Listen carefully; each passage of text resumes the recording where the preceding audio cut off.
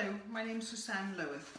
I'm from Beamsley Blooms, and today I'd like to demonstrate how I make one of my moss and chicken wire trays that I use for things like top table long and lows, or for the base around arches to disguise the base, or for meadows on windowsills, for example.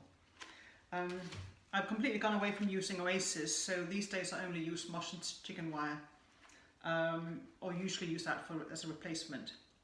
What you need here is a piece of chicken wire, usually the smaller piece, and a flat container.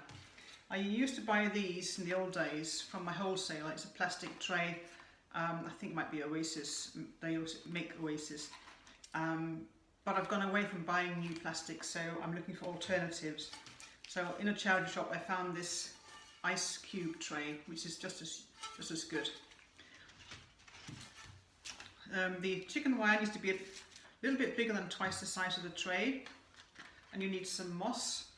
This moss I've gathered on the roof of our shed, where it regrows. It grows really fast there. It's in the shade, and every year I use it up, I use a lot of it, and every year it comes back. So it's pretty sustainable in that respect. If you don't have something like a shed roof or something in your own property where you can gather moss, I wouldn't recommend going out in nature and gathering from nature, because moss creates quite a good and really useful microhabitat for a lot of species, and some mosses are quite rare.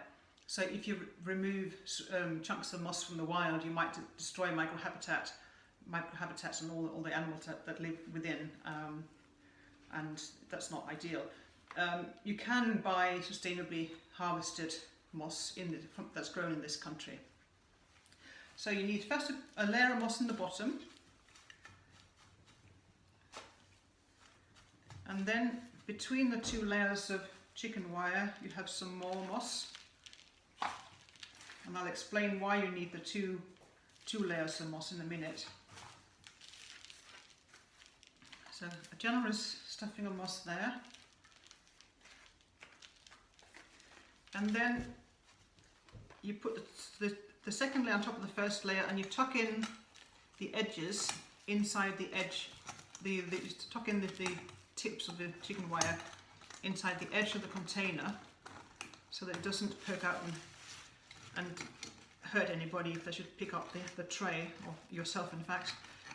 And as I say, use gloves, because it's really sharp when you catch your finger on one of these bits of chicken wire. And you tuck it in all the way around. That's why it needs to be a little bit bigger than twice the size, so you've got this extra bit to tuck in. I think that's pretty much it all the way around. And for the next stage you don't really need your gloves. I secure it with pot tape, which I bought from the flower wholesaler, and pot tape tends to stick better to itself than to anything else, so if you go over and overlap, then it's very secure, and even when it gets wet it holds on.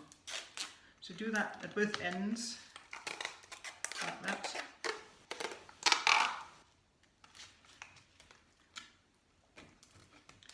And that's essentially it. You can put water in the bottom, which the moss will absorb to keep the flowers hydrated, and it also stops the water sloshing about, because it's held in place with the moss. The reason why I got two layers of chicken wire rather than just one is that with two layers of chicken wire you can fasten something in place, so it gets supported at the top but also at the bottom. If you can get it down to the bottom layer, then it'll stay upright, it doesn't go anywhere. If it just had one layer of chicken wire and it was a tall stem, it could just push the moss aside and end up like that. So two layers minimum for any trays with chicken wire and moss like this. Other than these kind of trays, you can use anything that's flat really. Old ready meal cartons, takeaway cartons, ice cream tubs, Anything that's low and will hold water is perfect for using. These ready meal ones, they tend to be a little bit brittle, so it might be an idea to have two together to give a little bit more strength. But that's one way of avoiding buying new plastic if you have anything of this knocking about. That's pretty much it for now. I'll make some more videos in future about other mechanics using chicken wire and moss.